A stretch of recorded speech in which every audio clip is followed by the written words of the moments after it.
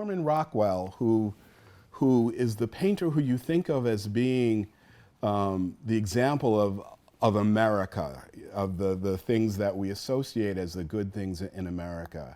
And this person who spent his career glorifying America included things that were powerful that disturbed him about racism in America. And that situation that existed then so offended Norman Rockwell that he made this painting and described it as a problem that we all as a nation faced.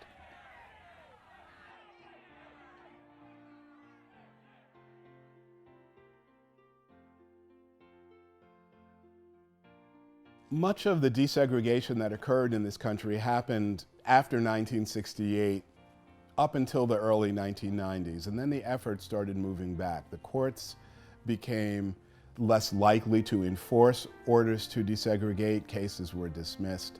And so you in essence had a 25-year period where an effort was made to desegregate. But the effort to segregate is one that began when the country started.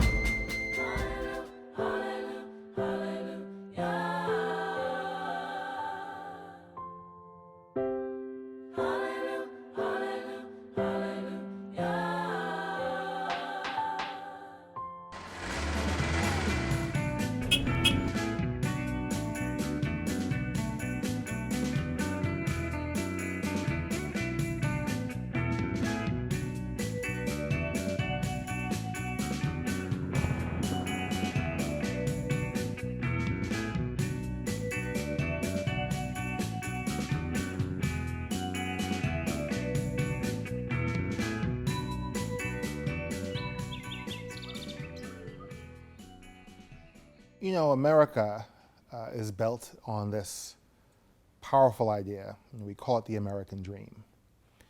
This idea, it's the idea that where you begin life should not dictate where you end up in life. That zip code is not destiny.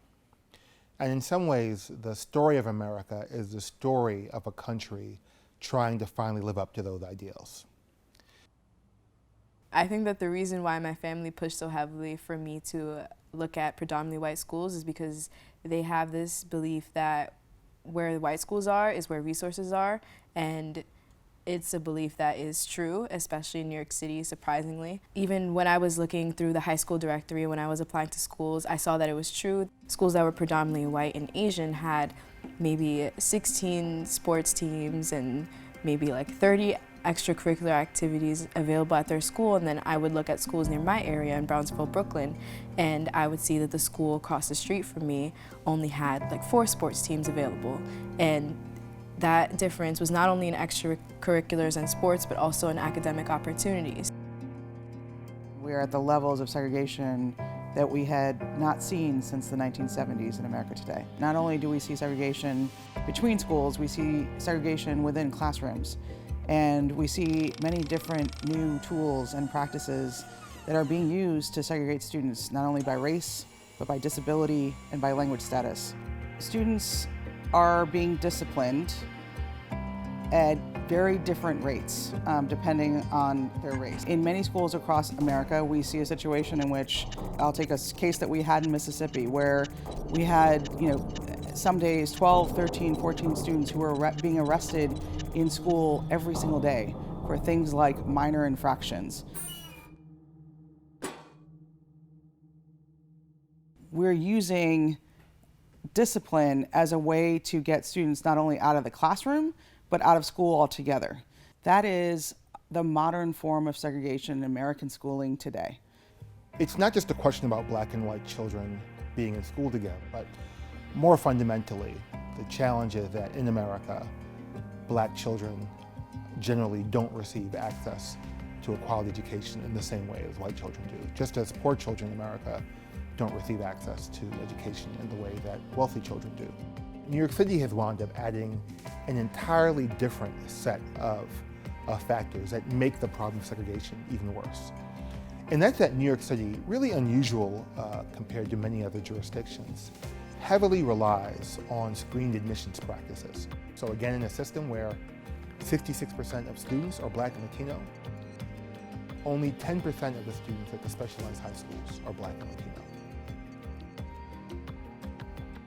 At the most prestigious of the schools, Stuyvesant High School, of 900 students who were admitted into last year's class, there were 7 Black students who were admitted to Stuyvesant High School.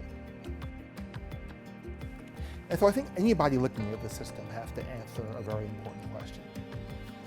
Either you think there are only 7 Black students in New York City who have the smarts and the grit and the work ethic to perform well at Stuyvesant, or you think there's something wrong with the system. But you can't have it both ways. Either there's something wrong with our kids or there's something wrong with our system. And now we argue that there's something wrong with our system. I'm in a program called SEO Scholars that works to get low-income students to and through college. And over the course of my high school career, I will have taken over 720 hours of supplemental education in English and in math. It was very discouraging. The first day they had us take a diagnostic exam and we got our scores back and everyone had failed pretty much. And we were in auditorium and we all opened up our envelopes at the same time. And I think that was the first time that they told us that we are in a system that is unequal and that there's an achievement gap and that there's an opportunity gap and that there was nothing we could do about it besides attend these extra classes and try to get ourselves on the same level as other students who already knew the information that we weren't being offered. And as anyone with children knows, young people can live down to expectations too. If you expect less from them, then you are likely to get that. And that affects, again, the way that they see themselves as they grow up. If you look at schools that are racially segregated, that are in areas of concentrated poverty, they have less resources, they are not as strong academically in any way that you want to measure that, whether that be by test scores, by the kinds of curriculum and classes and educational offerings that are provided. And we see higher teacher turnover. If you look at where a school is located, you can pretty much map the kind of opportunities that students are going to have there. Until we find a way in this country to address these problems that continue to stifle certain students for things that have nothing to do with their qualifications or their intelligence, that we failed as a country.